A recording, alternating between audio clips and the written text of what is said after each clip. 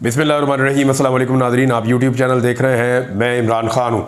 आज की जो सबसे बड़ी ख़बर है वो सुप्रीम कोर्ट ऑफ पाकिस्तान में जो केस चल रहा है मखसूस नशस्तों के हवाले से, वो है सबसे इम्पॉर्टेंट ख़बर। इसने पूरे पाकिस्तान की सियासत को हिला कर रख दिया है। आने वाले दिनों में पाकिस्तान की सियासत किस तरफ जाएगी, इसका फ़ैसला इसी केस से होगा।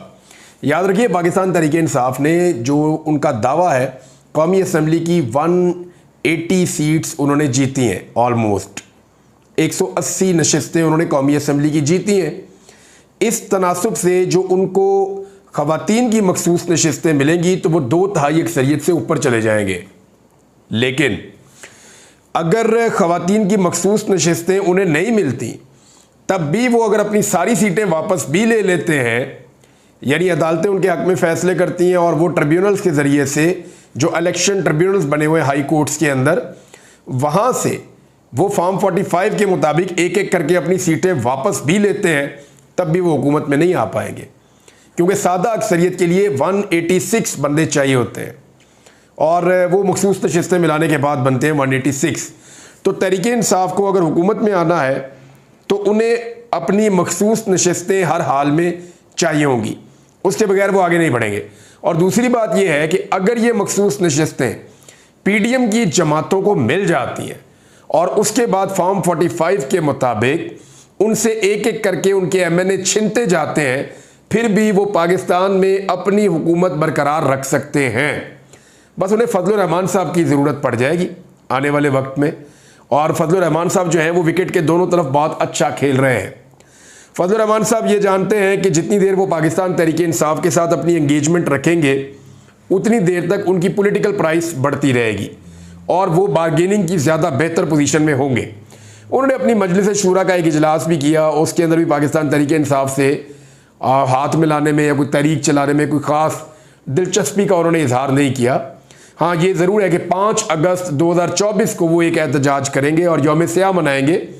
वो कश्मीर ने जो कुछ किया था, कश्मीर में जो कुछ भारत ने किया था, उस हवाले से। और 5 अगस्त को जो है वो इमरान खान साहब भी गिरफ्तार हुए थे, तो पाकिस्तान तहरीक इंसाफ भी अनाउंसमेंट्स करेगी, क्योंकि 1 साल इमरान खान साहब की गिरफ्तारी को भी 5 अगस्त वाले दिन मुकम्मल हो जाएगा। अब जो आज सुप्रीम कोर्ट में मखसूस नशस्तों वाला केस है, इसमें 2 बड़ी डेवलपमेंट्स हैं जो हो चुकी हैं इस बीच में। यानी जो 4-5 दिन की छुट्टी है बीच में, 3-4 दिन की, इसमें कोई 2 बड़ी डेवलपमेंट्स हैं जो हुई हैं। नंबर 1, पाकिस्तान तहरीक इंसाफ ने बतौर एक फरीक इस केस में शामिल होने के लिए दरख्वास्त दायर की है, और जब वो इसमें शामिल होंगे तो उन्होंने जो नए फैक्ट्स बयान किए हैं वो सामने आएंगे कि इलेक्शन कमीशन ने कितनी बड़ी ज्यादती और जुल्म किया है। दूसरा, जो बल्ले का निशान पाकिस्तान तहरीक इंसाफ वापस हासिल करना चाहती है, और जो वो केस लगा हुआ था जिसको कादी फायद ईसा साहब ने रातों रात सुन के बड़ी तेज़ी से फैसला पाकिस्तान तहरीक इंसाफ के खिलाफ देते हुए उनसे बल्ला छीन लिया था, जिसको तारीख में अब एक स्याह फैसले के तौर पे याद रखा जाएगा, उसको भी चैलेंज किया हुआ तहरीक इंसाफ ने। और तहरीक इंसाफ ने दरख्वास्त दायर की है कि इसको जल्दी सुना जाए और इसी लार्जर बेंच के अंदर लगाया जाए। वैसे तो इसको फुल कोर्ट कहते हैं, लेकिन अब ये लार्जर बेंच ही है। उसकी वजह यह है कि इसमें सारे जजेस मौजूद नहीं है। पहले एक लेडी जज जो है मोहतरमा, वो तबीयत की खराबी की वजह से इसका हिस्सा नहीं थी। फिर 3 नए मुअज़्ज़िज़ जज साहिबान जिन्होंने ज्वाइन किया है सुप्रीम कोर्ट ऑफ पाकिस्तान को हाल ही में, वो तीनों भी इसका हिस्सा नहीं है। तो 13 जजेस हैं जो इस केस को सुन रहे हैं। और यहाँ पे पाकिस्तान तहरीक इंसाफ ने 2 अहम पत्ते खेले हैं। नंबर 1, तहरीक इंसाफ ने कहा कि हमें इसके अंदर शामिल करें। नंबर 2, उन्होंने कहा जी बल्ले वाला जो केस है ना हमारा, उसकी नज़रसानी अपील भी इसके साथ मिला के सुने आप। कादी फायद ईसा साहब के गले के अंदर, हलक के अंदर फंस गया बल्ले वाला केस। बड़ी ऑकवर्ड उनकी सिचुएशन हो जाती है जब बल्ले वाले केस को लेकर जजेस क्वेश्चंस करते हैं, और क्वेश्चंस ये पूछे जाते हैं इलेक्शन कमीशन ऑफ पाकिस्तान पे। अब इलेक्शन कमीशन ऑफ पाकिस्तान मलबा डालता है काजी साहब पे कि जनाब उनका फैसला तो हमने ये कर दिया। कभी आरओस पे डालता है, कभी कहीं डालता है, कभी अदालत पे डालता है। और कादी फायद ईसा साहब साफ कहते हैं ये तो आपने तशरीह गलत की मेरे फैसले की, और मैंने तो सिर्फ उनसे इंतखाबी निशान लिया था, आपने पार्टी ख़त्म कर दी उसकी बुनियाद के ऊपर, तो पार्टी तो ख़त्म हो नहीं सकती। तो ये अभी पार्टी चल रही है और ये मामला सुप्रीम कोर्ट ऑफ पाकिस्तान में ये अहम तरीन समात है जो आज पाकिस्तान में एक बार फिर होने जा रही है। ये है जी सुप्रीम कोर्ट के अंदर से अब तक की सबसे बड़ी खबर। एक और खबर है, और ये खबर शुरू होती है एक स्टेटमेंट से, और ये स्टेटमेंट दिया है इरफान सिद्दीकी साहब ने। इरफान सिद्दीकी साहब जो हैं वो कॉलम निगार भी हैं, नवाज शरीफ साहब के बहुत करीबी साथी हैं। जंग और जियो के अंदर ये कॉलम लिखते हैं, बड़े लंबे अरसे से लिखते चले आ रहे हैं, और सेनेटर भी हैं PMLN के, तो नवाज शरीफ साहब के बहुत करीबी साथी हैं। इन्होंने एक खदशे का इजहार किया, या एक खबर है जो इन्होंने दी है।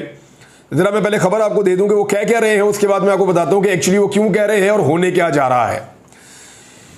अब इरफान सिद्दीकी ने कहा कि पाकिस्तान पर इक्तसादी समेत हर तरह की पाबंदियां लगवाने की एक और करारदाद पाकिस्तान तहरीक इंसाफ का अगला हदफ है। वो ये कह रहे हैं कि पाकिस्तान के ऊपर इक्तसादी और दीगर पाबंदियां लगने जा रही हैं और ये पाकिस्तान तहरीक इंसाफ लगवाएगी।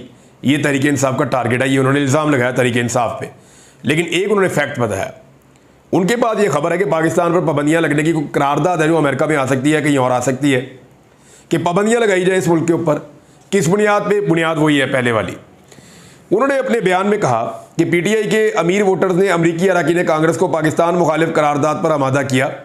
यानी वो ये सोच रहे हैं कि क्या पाकिस्तान तहरीक इंसाफ के जो अमीर लोग हैं वहाँ पे, एक तो उन्होंने वोटर्स कहा, ये वो लोग हैं जो ओवरसीज़ हैं और वोट नहीं डाल सकते, तो ये इरफान सिद्दीकी साहब की मैं तस्दीक कर दूँ।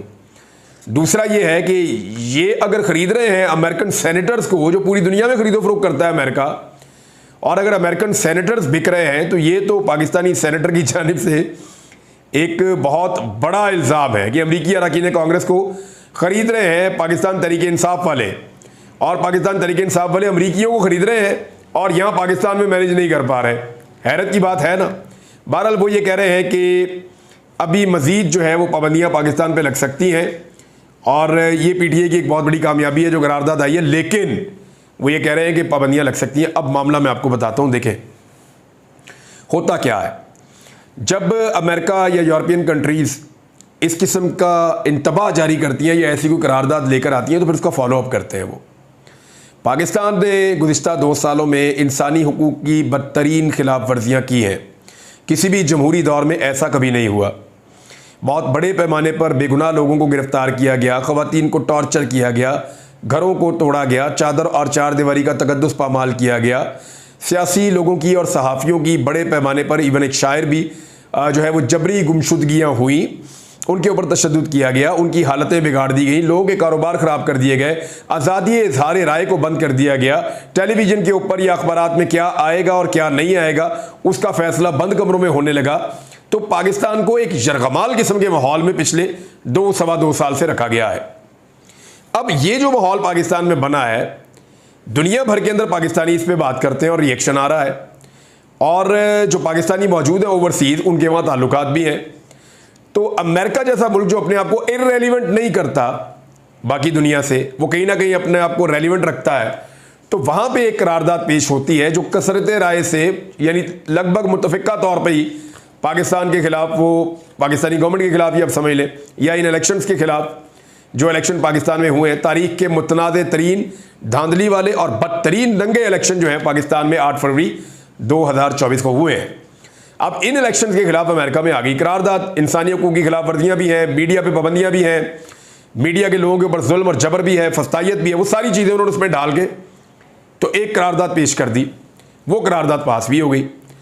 अब जब पाकिस्तान डिनाइल में चला जाएगा और बजाय इसके कि इन चीज़ों को ठीक करने के या इन पर तहकीकात करवाने के, पाकिस्तान फड्डा करेगा और दुनिया को कहेगा नहीं जी आप सारे झूठ बोल रहे हैं, या पाकिस्तान के अंदर भी सहाफ़ी झूठ बोल रहे हैं, पाकिस्तान के अंदर सिविल सोसाइटी और वकला भी झूठ बोल रहे हैं, पाकिस्तान के अंदर जजेस जो हैं वो भी झूठ बोल रहे हैं, पाकिस्तान का पूरा निज़ाम झूठ बोल रहा है, यानी जितना भी अंदर पाकिस्तान में सिस्टम है, और सिर्फ ये हुकूमत और इसके कुछ बेनिफिशरीज जो हैं ये सिर्फ सच्चे हैं, और आलमी सतह पर जो मुबसरीन है उनकी रिपोर्टें भी गलत है, तो फिर इनको रिएक्शन का सामना तो करना पड़ेगा। और रिएक्शन क्या हो सकता है, वो उनके पास पाबंदियों के ऑप्शन होते हैं, शायद वो इस्तेमाल करें, क्योंकि इरफान सिद्दीकी साहब ने इसका इशारा दे दिया है। एक और बड़ी खबर है, वो खबर है जनाब अफ़गानिस्तान से। देखिए अफ़गानिस्तान ने क्या कहा, जब पाकिस्तान ने कहा कि हम अफ़गानिस्तान में जाकर अटैक करेंगे, अगर पाकिस्तान के अंदर कोई हमला होता है तो पाकिस्तानी फोर्सेस अफ़गानिस्तान के अंदर जाकर दहशतगर्दों के ठिकानों को निशाना बनाएंगी, ये ख्वाजा आसिफ साहब ने कहा। इसकी मुखालफत पाकिस्तान में पॉलिटिकल पार्टीज़ ने की, और उनका ये कहना है कि हमसायों के साथ ताल्लुकात ख़राब करने की बजाय डायलॉग किया जाए और ताल्लुकात को बेहतर किया जाए। अब इस पे ख्वाजा आसिफ साहब ने दोबारा से स्टेटमेंट दे दिया है। उन्होंने कहा पाकिस्तान हमले करने वालों को केक पेस्ट्री तो नहीं खिलाएंगे, अफगानिस्तान में दहशतगर्दों को निशाना बनाया और आइंदा भी बनाएंगे। दहशतगर्दों के खिलाफ ऑपरेशन की फौज को नहीं, हुकूमत की ज़रूरत है। और ये बरतानवी नशरियाती इदारे के साथ वो इंटरव्यू कर रहे थे। उन्होंने कहा दहशतगर्दी की हालिया जो एक लहर है उससे निपटने के लिए नए जज्बे और शिद्दत के साथ ऑपरेशन की ज़रूरत है और इस मरतबा कोई नकल मकानी नहीं होगी, ये उनका दावा है वैसे ख्वाजा साहब का। लेकिन जब भी ऑपरेशन होता है और बढ़ता है लोगों को नकल मकानी करनी पड़ती है। वो ये कह रहे हैं इंटेलिजेंस की बुनियादों पे ऑपरेशन किया जाएगा और ऑपरेशन तो इस तरह इंटेलिजेंस की बुनियादों पे तो हो ही रहा है। बहरहाल ख्वाजा आसिफ साहब ने कहा कि एक मरतबा फिर जाकर अफगानिस्तान में तालिबान के ठिकानों के खिलाफ कार्रवाइयाँ जारी रखी जाएंगी, तालिबान के खिलाफ सरहद पार कार्रवाइयाँ की और आइंदा भी करेंगे, ये ख्वाजा आसिफ साहब ने कहा। अब वज़ीर दिफा के बयान का जो अंदाज है उस पर फजल रहमान साहब ने कहा कि ये अंदाज पाकिस्तान अफगानिस्तान ताल्लुकात बेहतर होने की अलामत नहीं है। और फजल रहमान ने कहा कि जहां ऐसी जंगी तरबियत के नतीजे में फैसले होंगे तो फिर इसी तरह होगा, ऐसे फैसलों से फिर खित्ते में कोई हमारा दोस्त नहीं रहेगा। उन्होंने कहा कि ना हमारी आंखें खुली हैं और ना हमारे दिल की आंखें खुली हैं। अब ये फजल रहमान साहब का इस पर रिएक्शन है। पाकिस्तान तहरीक इंसाफ भी इस पर रिएक्शन दे चुकी है। वो कहते हैं जी हमारे ताल्लुकात से फ़ायदा उठाएं, हम अफगानिस्तान से जाकर बात करते हैं और जो दहशतगर्दी है उसको ख़त्म करते हैं डायलॉग के ज़रिए से। और अगर कहीं ऑपरेशन करने तो पुराने फार्मूले पे जाते हैं कि पाकिस्तान और अफगानिस्तान दोनों की फोर्सेज मिलकर जो दहशतगर्द मौजूद हैं बॉर्डर एरियाज़ में दोनों तरफ, वो अपने अपने तौर पर वहाँ पर ऑपरेशन करें और मिलकर भी ऑपरेशन करें, इंटेलिजेंस बेस्ड ऑपरेशन करें। ये एक पुराना फार्मूला था। अब ये काम करता है या नहीं करता है अलग बात है, लेकिन पाकिस्तान तहरीक इंसाफ ने उनके दौर में ये इंट्रोड्यूस हुआ था और तहरीक इंसाफ जो है वो ये चाहती है कि डायलॉग के जरिए आगे बढ़े। खैबर पख्तूनख्वा ने कुछ आदाद शुमार जारी किए हैं और वो ये दावा कर रहे हैं कि 6 माह के आदाद शुमार के मुताबिक, यानी अभी जनवरी से लेकर और जून तक, आज 30 जून तक का ये डाटा है, आज 1 जुलाई है, तो ये डाटा मैं आपके सामने रख देता हूँ। खैबर पख्तूनख्वा की हुकूमत के बकौल 124 दहशतगर्दों को 6 माह में हलाक किया गया, जबकि 322 को गिरफ्तार किया गया है। और उन्होंने बताया कि 1433 ऑपरेशंस किए गए और ये खैबर पख्तूनख्वा की जो पुलिस है उसकी जानिब से, CTD की जानिब से किए गए हैं। 55 दहशतगर्द हमलों को नाकाम बनाया गया है, 124 दहशतगर्दों को हलाक किया गया है, जबकि 322 को गिरफ्तार किया गया है। 2 खुदकुश हमलावरों को गिरफ्तार करके पेशावर को बड़ी तबाही से बचाया गया है। और साथ ही साथ उन्होंने कहा जी बहुत सारे ग्रुप्स के उन्होंने साथ नाम लिखे कि इन ग्रुप के कमांडर्स और इनके साथियों को हलाक किया गया। इसके अलावा धमाका खेज बारूद की स्मगलिंग में मुलविस 14 मुल्जिमान को भी गिरफ्तार किया गया है। 18 जो इंतहाई मतलूब दहशतगर्द थे जिनके सरों पर कीमत मुकर्रर थी, उनमें से 8 को हलाक जबकि 10 को गिरफ्तार कर लिया गया है। और रिपोर्ट में यह भी बताया गया कि 273 दहशतगर्द हमलों में 118 पुलिस एहलकारों को टारगेट किया गया। ये है जी खैबर पख्तूनख्वा हुकूमत की रिपोर्ट। यानी वो ये रिपोर्ट में क्या बताना चाह रहे हैं, एक्चुअली वो ये कहना चाह रहे हैं कि हमारी पुलिस को फंड दिए जाए, हमारी CTD को मजबूत किया जाए और सूबाई हुकूमत को फंड देकर उनके ज़िम्मे लगाया जाए अमन व अमान का मामला, क्योंकि 18वीं तरमीम के बाद ये सारा मामला आ जाता है सूबाई गवर्नमेंट के ऊपर। और जहाँ तक मामला है कोऑर्डिनेशन का इदारों के साथ, तो वो भी रिस्पॉन्सिबिलिटी सूबाई हुकूमत की है। किसी ऑपरेशन के लिए वो किसी और इदारे की मदद लेना चाहते हैं तो वजारत दाखिला से, वजारत दिफा से वो रुजू कर सकते हैं, लेटर लिख सकते हैं। तो इस तरह ये सूबाई हुकूमत की डोमेन है, वो ये कहते हैं कि ये हम करेंगे।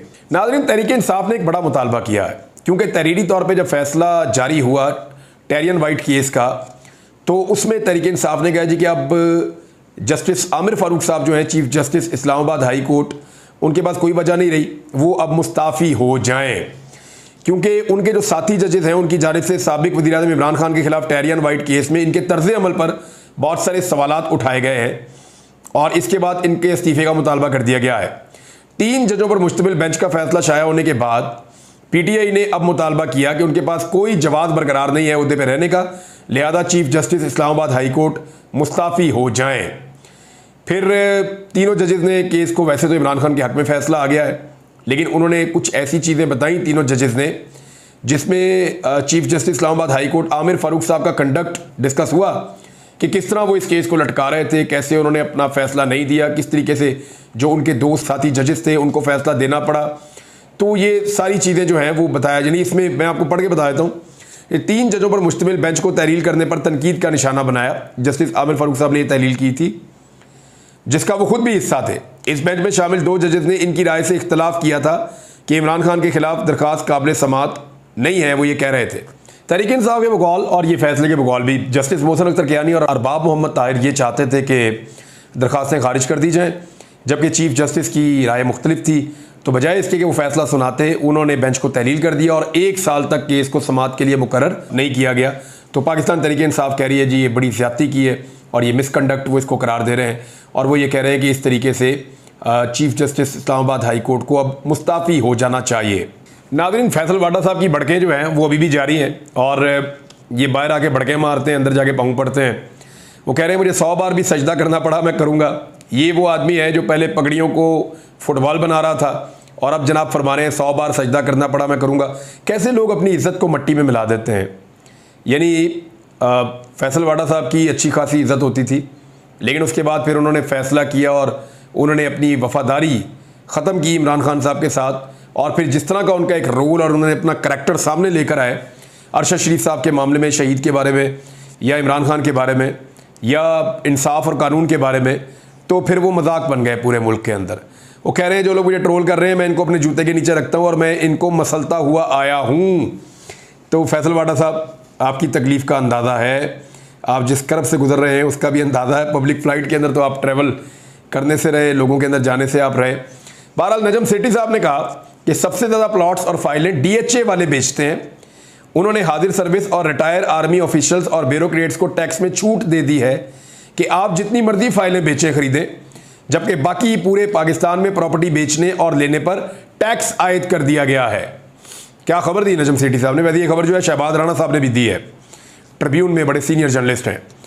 उमर अयूब साहब ने एक दावा किया है और अल्लाह ना करे हालात इस तरफ जाएं, लेकिन क्योंकि वो पहले इस मिनिस्ट्री में भी रहे हैं तो उनका ये कहना है कि हमारे दौरे हुकूमत में बिजली का यूनिट 17 रुपये का था, मैक्सिमम 17 रुपये का था इमरान खान साहब के दौरे हुकूमत में, जबकि डॉलर का रेट जो है वो 170 से 180 रुपये के दरमियान था। अब बिजली का यूनिट जो है वो 100 रुपये से ऊपर जाएगा और अभी भी जो है वो 60 से ऊपर तो हो गया है, जबकि इंपोर्ट रोकने के बायस डॉलर को अभी फ़िलहाल 275 रुपये पर रोका हुआ है और यहाँ तक पहुँच चुका है। जल्दी आप देखेंगे कि अमेरिकी डॉलर 350 रुपये से भी ऊपर चला जाएगा। ये अपोजिशन लीडर कौमी असम्बली में उमर अयूब साहब इस बारे में ख़बरदार कर रहे हैं। कुछ और खबरें बाद में आपको देंगे। अब तक के लिए इतने, अपना ख्याल रखिएगा, अपने इस चैनल का भी। अल्लाह हाफ़िज़।